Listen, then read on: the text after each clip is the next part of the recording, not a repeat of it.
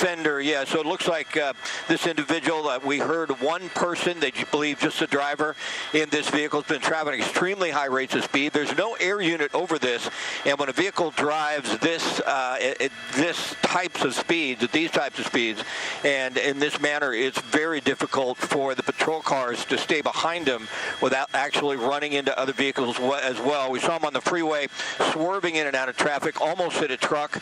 We'll bring up the real-time speed tracker, but we're seeing, boy, look at that. That could be deadly. Nearly a head-on into other vehicles in that center median there, driving extremely high rates of speed here on 190th, headed westbound towards Western, running through red lights. You can see that one was red right there. So, boy, this is a treacherous one, Philip. This is extremely dangerous for the public at large. When you have, look at this. Oh, boy, very, very close. I believe this may be an on-ramp that'll put this vehicle back on the freeway. It appears to be, I believe, onto the 405 freeway southbound. So we really hate to see this. These are extremely dangerous. We have a desperate suspect doing whatever they can to try and elude police. Well, Scott, you can get a feel for these things in many circumstances, and this one has a bad feel to it because he's, yes, had avoided multiple cars so far, but his aggressiveness, almost hitting someone head on, and clearly has hit something because we saw that on that front right panel where he's hit something. And right now, that's incredible what he is willing to do. Yeah, there's some desperation there, and we're looking at these types of traffic conditions until we get down to the 110. And what we've seen since we picked this up at extremely high rates of speed, this suspect is willing to do whatever it takes to try and continue to keep going and get away from police, even slamming into the back of other vehicles, running right up into oncoming traffic in the opposite direction. And so, as you mentioned, the feel of this is just horrible. You see going across all lanes there, over to the shoulder, no rhyme or reason to what we're seeing. There's no patrol car right behind this vehicle right now, so it's not like the suspect is seeing vehicles, patrol cars right behind him. It just appears he's desperate to try and get as far away from police as possible, and we're just seeing the types of speeds on the freeway, the type of erratic driving that a lot of time ends badly. We certainly hope that is not the case, but followed so many of these pursuits where innocent people are hurt or even killed, and this sort of has that kind of feel to it, Philip. Yeah, and that's such an interesting observation that you made, or point, that there are no ground units even right behind him. So you begin to question why this person is driving in this manner with police not directly behind him. And you said that the air units are not above. So it's confusing as well as frightening. It absolutely is. There's no air unit overhead, and it's not us because the suspect doesn't know we're here. We're pretty high compared to what law enforcement is. They're right down on the deck, about 300 feet. We're up at 1,000 feet, so there's no presence from us that the suspect may think, I see that helicopter up there. That certainly is not the case. And as you mentioned, you wonder, you're trying to get into some sort of sense of what's going on in the mind of that driver, that suspect. They're driving crazy to get away from whom? They don't even know that there's a patrol car or us following them. Now, it looks like speeds have slowed a little bit. Maybe it's possible, not too much, but a little bit, that this individual believes that there's no law enforcement around or that they have eluded the police, and so they're going to calm down. We hope that is the case. I believe this is going to put the suspect back onto the 405 freeway southbound, if I'm not mistaken, and we will see here in just a moment. There's a lot of police presence in the area, but there's no one right behind him. They just couldn't follow him, Philip. He was driving so erratically that the patrol cars could not keep up with him. So what would protocol be in this circumstance, Scott? I mean, how are they even in the area to look if they're not following it in any shape? Well, they're monitoring us. We understand. Okay. We've heard that information. They're seeing what is going on right now. They're seeing the location. We're on the 405 freeway here, south of the 110 freeway, down through the Carson area, the vehicle off to the shoulder. And certainly when they watch this from our feed and they see how dangerous it is, they'd like to get this suspect in custody. Now, right now, the suspect possibly believes there's no one behind him. He's in the clear. He's in the right shoulder doing the speed limit, 65, 67, 68 miles miles an hour about the flow of traffic. And right now, there's not a lot of threat to the community. So maybe some of that desperate driving we saw, Philip, was just to get away from the immediate police presence that the suspect initially had behind him. Right now, it looks like the speeds have really calmed. So as far as the strategy, I'm not certain because, it changes from time to time, depending on the supervisor that's in charge at the time, whether or not they want to get up on this guy, try and get him into custody, whether or not maybe they have the license plate, they have a good look at the individual, and they'll pick him up at home some other time. I'm not certain exactly how they'll handle it, but right now, the suspect is driving the speed limit, and we don't see any threats. So that's going to definitely play in their decision on how to handle this. I will say there was a moment where he got back on this freeway, the 405, that I actually thought that there were two vehicles that looked similar that went under an overpass at the same time, and he turned left. I actually thought that this was a different one. And that the other one was so. We're going to go around the other side real quick. That's the way, because that would be that fender that was the one that was broken. But we don't even know why we don't even know why the pursuit began in the first place at this point. All we knew was northbound 405 at Carson. We don't have any kind of description. Yeah, there it is. Yeah, that's him. Philip. So that would have explained it, though. All of a sudden, the suspect was driving at a much slower rate, the speed limit, and not driving erratically. But now we're getting off of the 405 freeway onto Carson Street in the Compton area, and this is exactly where the suspect got off the 405 freeway northbound earlier. We understand Sheriff's Air 8 is en route. They'll be overhead pretty soon, so it looks like they're going to more than likely want to get this guy. They're going to want to get this over, and they're going to try and do so in a manner where they, yeah, boy, look at that, huh? So close to some of these vehicles. I mean, lucky that nobody's been hit head on, because we've seen that happen so close, coming right at traffic. Certainly fortunate hasn't just run into the side of a semi a moment ago.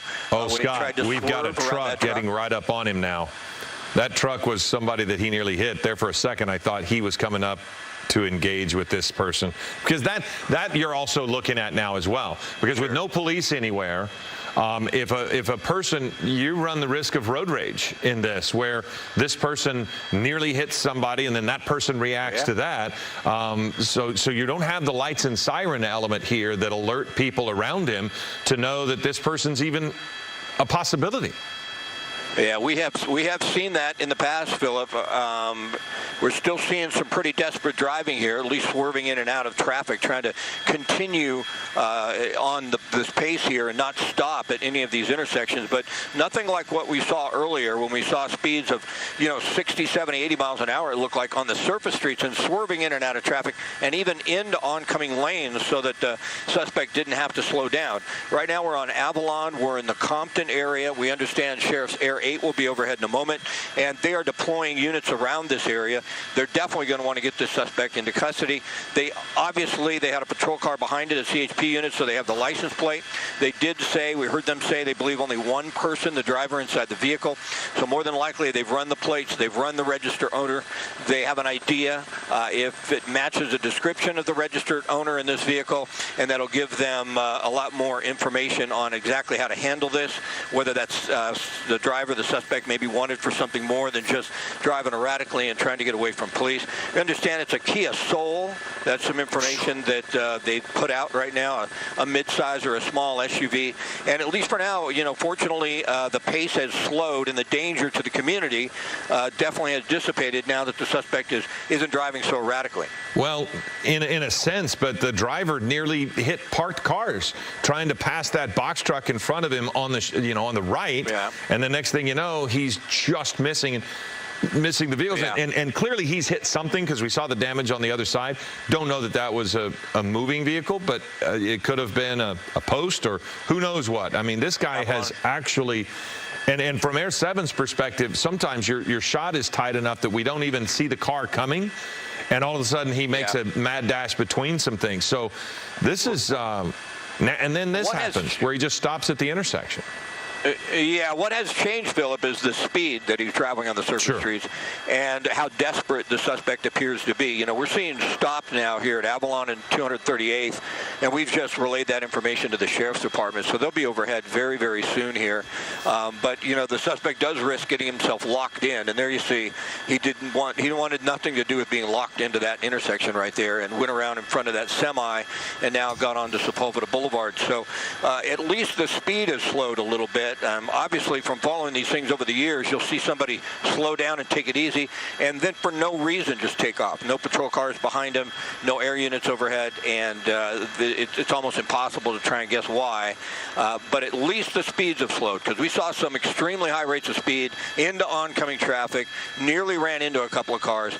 The speed is down a little bit, and the erratic driving down a little bit compared to what we saw 10 minutes ago. Well, and I think another good thing is the condition of that road there with the median in the middle, because he was just using the left turn lane as a passing lane, and that's when the oncoming traffic became such a terrifying ordeal for so many people, because that's when he was at his highest speed, driving into oncoming traffic because there was no center median. He was just using the left turn lane.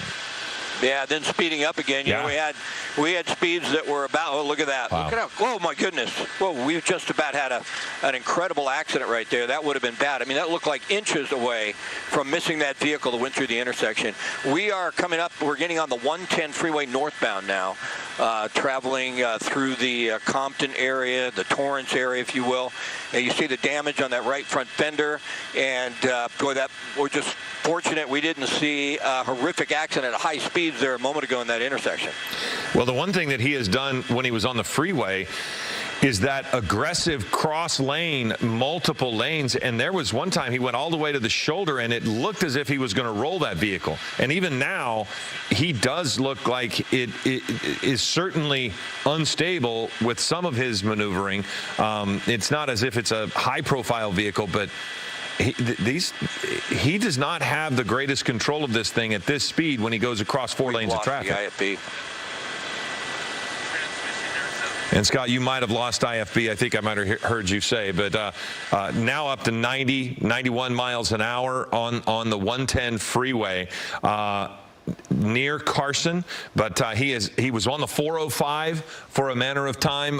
He was heading northbound on the 405. Now he's heading on the 110 north, and so clearly the further north he's going to go, the more traffic he's going to run into. Right now he's able to maintain a fairly high rate of speed. It looks as if we're mid 80s, but you know, it's not overwhelming speed. It is a little faster than the pace of traffic. But the problem is with this particular person is his willingness to make incredibly unsafe moves, multiple lanes of crossing traffic at the same time, diving in and out between traffic. Right here, he's going to do it again, it looks like, where he's willing to split traffic, much like you would expect a motorcycle to do sometimes when they're lane splitting at much safer positions than this. But when you're starting at a lane split in an SUV, you're bringing a lot of risk to fellow commuters who, in many cases, don't even know that this person's coming up on him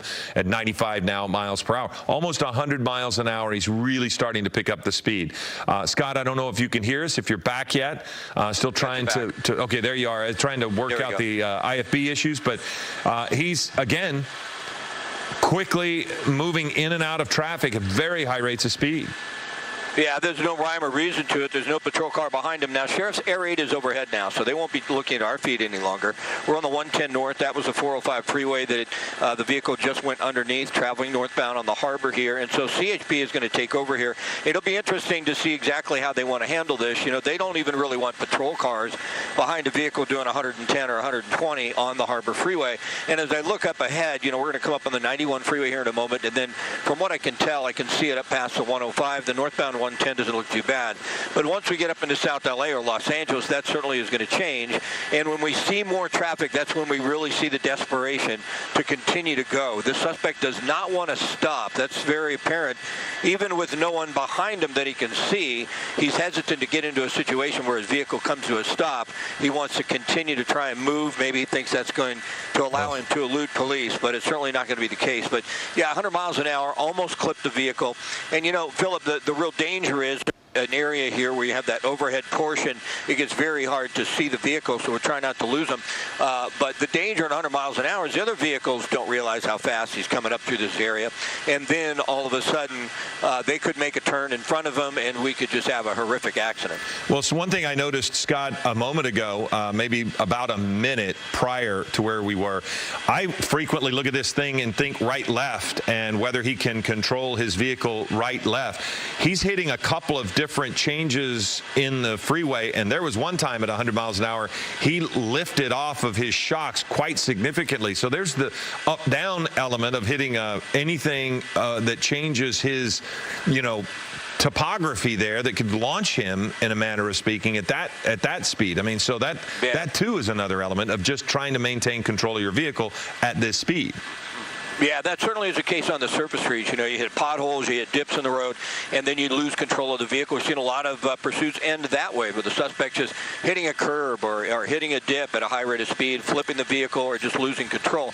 I don't think we have to worry too much about that at any type of speed, really, on the freeway. These freeways are pretty smooth. But what you really worry about when you drive erratically at over 100 miles an hour, somebody tries to get out of the way. There's that indecision. What should I do? And other drivers watching them come by, and they just turn the wrong way trying to get out of his way, and all of a sudden you have a really bad collision, a lot of weight, a lot of momentum, a lot of inertia, and people get hurt or even killed. And that's certainly the sad aspect of these pursuits. Now, we don't see a CHP right behind him. It's going to be a CHP run pursuit at this point in time, because it spends so much time on the freeway, gets off into a jurisdiction, and LA County Sheriffs will be on top of it, or possibly LAPD, depending on where this may get off the freeway. It also gives us some problems, if you will. We have problems with the airspace and LAX. So if the suspect stays on the 110 freeway all the way up through and into downtown, we'll be able to follow him. If not, if the suspect does, and there you go, see a turn, I think we're going to get on the 105. There's an area that we can't fly and cover pursuits inside what they call the Bravo.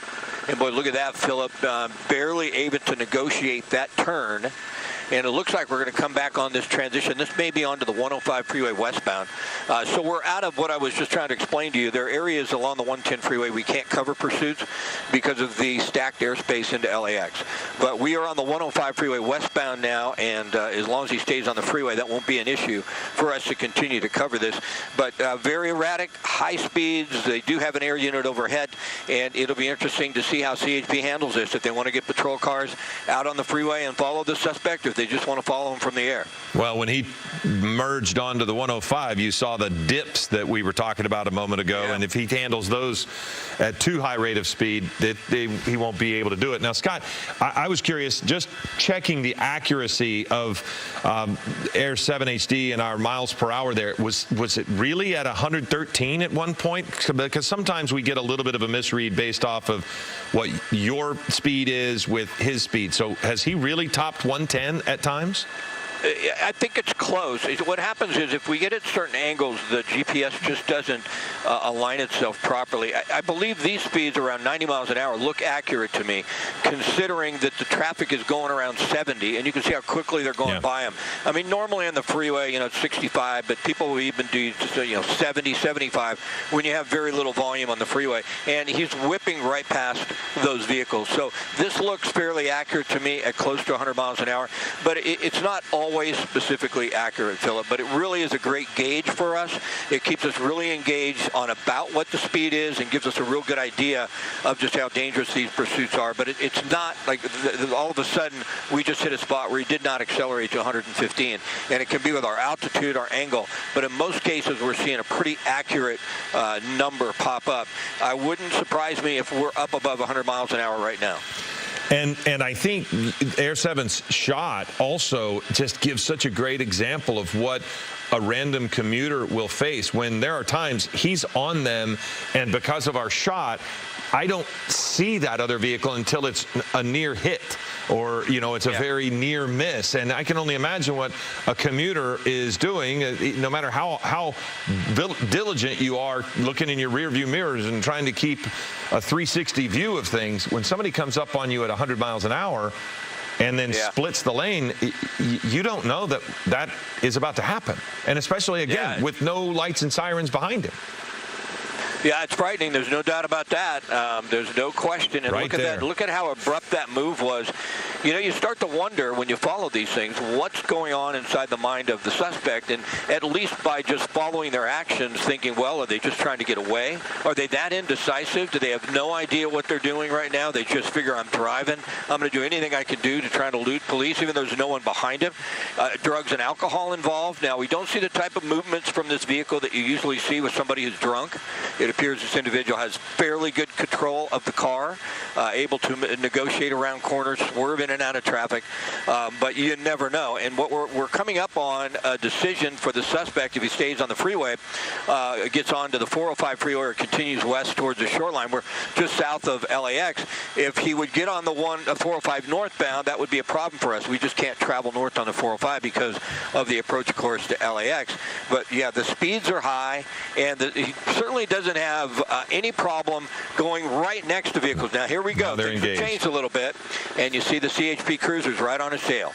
Well, Scott, let's let everybody know you're watching Eyewitness News at 11:30. We have been following this chase for about 10 to 15 minutes now. A suspect which we, at this point, do not know why he is trying to get away from authorities or what was the genesis of this chase.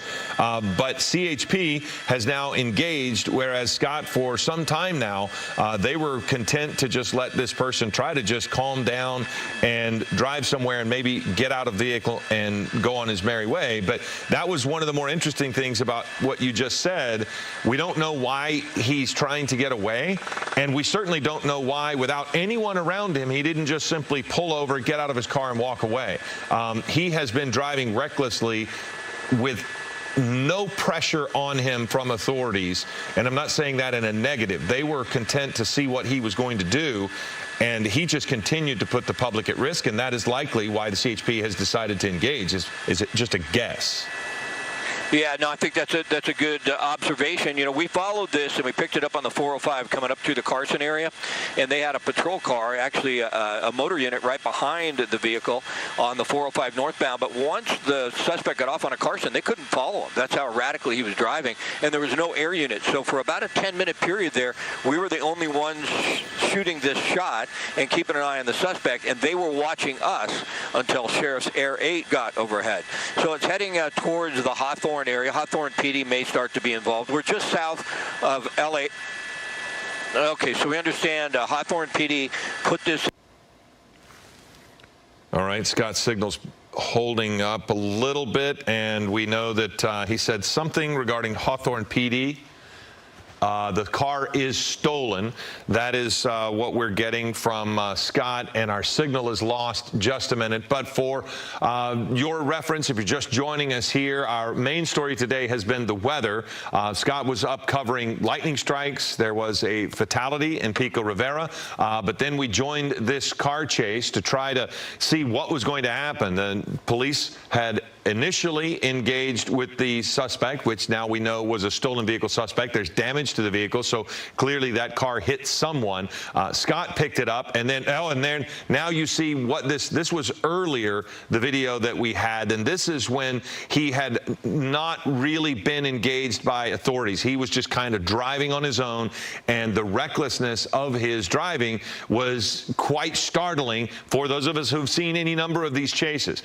He was driving well over 100 miles an hour at times, and consistently in the 90s. This is some of the driving that we saw on surface streets that was so very dangerous, and Scott said that was one of the reasons he was able to get away from authorities. Okay, we're back. So now we have this live shot back with Scott Wright. That is the nature of sometimes these chases. We lose the signal. But Scott, what happened while we were gone? Well, we saw some pretty high rates of speed here right at the end of the 105 freeway. We're coming up right at the shoreline here, turning north. That makes it tricky for us because the extended center line, we got to drop down to 500 feet here in order to go north. We have to get down actually below 150 feet along the shoreline so that we're not impinging on traffic going into and out of LAX. So we'll follow this. We are northbound on Vista Del Mar, right along the shoreline. We're starting to descend very quickly so we can get permission to. Okay, and as he descends, sometimes we will lose our microwave signal as we do this. Now, many people have driven that area down by the shore, so as that suspect heads north, there's going to be some areas where it's going to be a little more difficult to navigate. It's not going to be just wide open freeways, and that is also somewhat of a danger zone given how this person has been willing to drive. See, as Scott's signal's kind of breaking up, we're going to try to give this an opportunity for it to stabilize. Then we'll bring Scott Reif back in. You can see the elevation of Scott, how low he has now gone so that he can get below LAX traffic. Doesn't impact that in any way. Can't really tell from this particular shot where officers are. There he is. They're right behind him. So this could be an area, if they have an opportunity, where there might be a chance to do a pit maneuver. We haven't seen that yet at this point because of the high rates of speed and the fact that he's been on the freeway for so often. But this area going up into Playa Vista, that type of area is where he's probably bound. They're driving along the coast. That is going to be a much more congested space, and it's going to be difficult. But we've seen this person drive very erratically. This is what I'm talking about, very erratically when he is faced with congestion. He is able to navigate in and out. Clearly, as a stolen vehicle, he's not worried about damaging the vehicle, and he's already damaged the vehicle at some level. Prior to us picking up the chase, he had hit something, and you saw that right front fender damage on the vehicle. But again, he has driven high rates of speed on the freeway, weaving across 4, 5 lanes of traffic. Again, this is the area early in the chase where the suspect was willing to pretty much do anything to try to get away. I'm just kind of looking off to the side here while we're showing you some highlights to see if our signal is picking up, and it does look as if we're starting to get back. But he is now in some areas making a left turn out of a right turn feed. There we go. So Scott Wright might be back with us now, driving through intersections once again, Scott. And again, at lunch hour, very close to lunch hour, you're bringing in people who are going to be in crosswalks. They're going to be out and about. School is out, so you're going to have children who are out and looking around. So hopefully, it looked as if this person was about to merge back onto a freeway at the last signal there, right before Scott's signal broke up again. So we're not certain where they are. Vista Del Mar and Vista Del Mar Lane in Playa del Rey. So at Playa del Rey is right now where the person school, and so they're making their way to enjoy a nice summer afternoon and not thinking about a speeding car coming up right behind them or near them as this person tries to get away. And we continue to look for this stolen vehicle right now, again, a silver SUV. But we do have to maneuver the airspace, Dave, as you were talking, and this is certainly your expertise, you know, trying to make sure that you're below the planes that are coming in and out of landing there, but still being up high enough to see this car. Yeah, exactly. And that in the box now, that right there can show you that we're off the shore. We're out of below 500 feet. We're about as low as we can get, and it's safe at that altitude.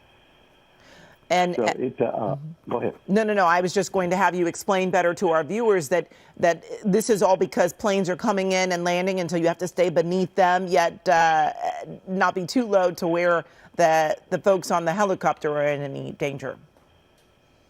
Correct. Yeah, and the heavies. You know, the heavies have to the big jets when they take off out of LAX to the west over the ocean, they have to have so much space between any activity, air activity below them. So that's why they tell us helicopter people, said, yeah, you can transition up and down the shoreline, but you're going to have to stay away from my heavies that are taking off to the west, and I need you out of below 500 feet. It's actually charted in the helicopter charts. And we continue to go back and forth, Dave, between live video and video from just a little earlier when this driver was on the 110 and the 105. You can see it right there on the right side of your screen. This is a little earlier, that silver SUV that police are after. This was reported stolen a little after 11 o'clock this morning. And we're watching now live, or we're trying to show you that live image but we are having some trouble with the signal there. But that silver SUV on those surface streets right next to the coast. And if you've ever been in this area, Playa del Rey, the roads are small. I want to say the speed limits are around 40, 45 miles per hour. And a lot of pedestrians are in the area walking and not certainly expecting someone to come speeding down the roadway, trying to get away from officers, Dave. Yes, absolutely. They're going to try anything. It's just, and what gets me, what's really scary about this individual is that they are doing over 100 miles. They were earlier doing over 100 miles per hour on the freeway with no black and white in the vicinity. So that's where that de-escalation, of course, it didn't work. So it kind of tells you what is this suspect running from? Why the desperation? We've seen him earlier. I was watching earlier, and it's told that he was driving on the city streets, wrong side of the road, weaving between the oncoming vehicles. That's something we hadn't seen, but I was just told. So it's gotten really bad now. So hopefully, but that air unit, especially the police air units, they'll be able to squeeze in a little bit closer on the south side or the north side of the runways. They'll work because they're in direct communication. That's the other people with the air traffic controller. And LAX has an ATC that is specifically for helicopters. So that way they don't mix their communication with the heavies coming in and landing and taking off. And Dave, we can tell on the passenger side of this SUV that it has collided with something. We could see something flapping there on the side. Perhaps that side view mirror part of the trim also seems to be loose on the side. Have you heard what happened? Was there a minor crash that happened a little earlier before we were up above this? Amy, what I've been told is that they weren't sure, at least the individual that I'm talking to, which is their PR person, that they haven't gotten word yet if they actually hit somebody as he was getting off one of the freeways. But and the way he's driving, I'm only assuming that's what happened, but I can't verify now. I can't confirm that right now. But yeah, you're absolutely right. I mean, that right front quarter panel it's just about demolished. Mm-hmm. Yeah, and because we do know that this is a stolen vehicle, we don't know if it was taken by force, if this person has a weapon, how desperate they are. Clearly, we are watching a desperate person trying to get away from officers, but how, what great lengths will this person go to not be captured by officers? And so that always makes you wonder what they're willing to do. If they do have a weapon. And we, of course, know every pursuit is dangerous. We're watching now live this now at West Imperial Highway. And these are smaller surface streets. This car still going extremely fast.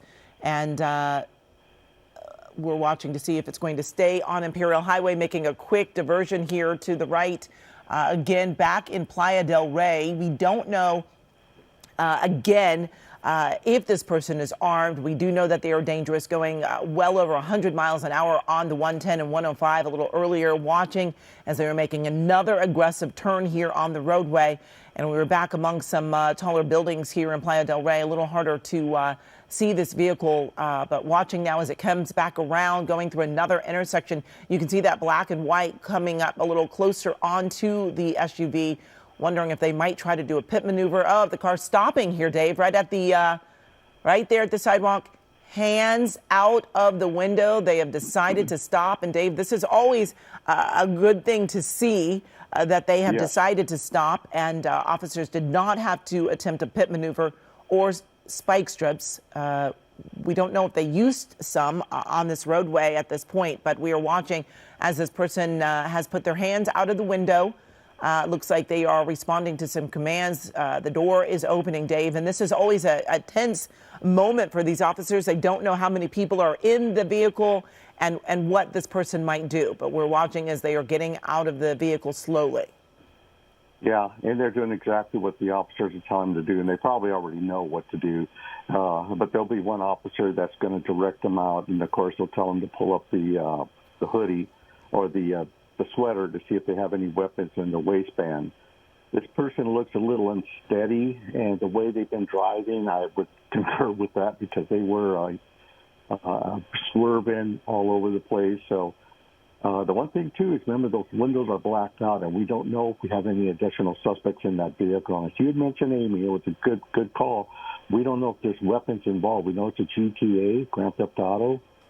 But so it looks like there's other hands out of the, oh yeah, the doors are opening up, Dave. We're watching as that rear door opens, and it looks like there are hands up on the other side, the passenger rear door as well. So we're watching a second person get out of that car. They are also walking back towards those officers listening to those commands. But again, we know at least 3 people in that vehicle, but you don't know. There could be even more, Dave. Yeah, absolutely. We've seen it before where there was quite a few people crawling out of a vehicle. In fact, they must have been sitting on each other's laps. I'm not sure if that's this case here. But, one other thing, too, is that right now, law enforcement has it under control. They're going to take him out, hopefully, one at a time. They're going to have him back up to his boys or her boys, and they take a search team that'll take each individual. They'll separate them, check them for weapons, of course. And then once they finish with the second suspect, they'll work on the third suspect. And Dave, in this situation, you have to treat everyone as a suspect, even though, we don't know if they had a chance to get out of the car or not. You just never know what their involvement is in this stolen vehicle. And I'm guessing that you just can't take any chances when you've got multiple people in a vehicle like this. Yeah, absolutely. And then it's still, what type of crime did they commit? Was it just GTA? I doubt it. Not the way that they were driving. Maybe they were coming from some other type of crime, some other type of felony. What it would be, who knows? But the officers will find out afterwards. And I'm sure they've spoken to the victim, the owner of that vehicle, who just watched their car get demolished. And it's really just step by step. They have the team that'll go up, of course, as we're looking at, clear the vehicle. Eventually, they'll open up the back if they can't already see it. Yes. Well, and see if they find guns. Yes, and we see all those black and whites there, and we are happy to report that this pursuit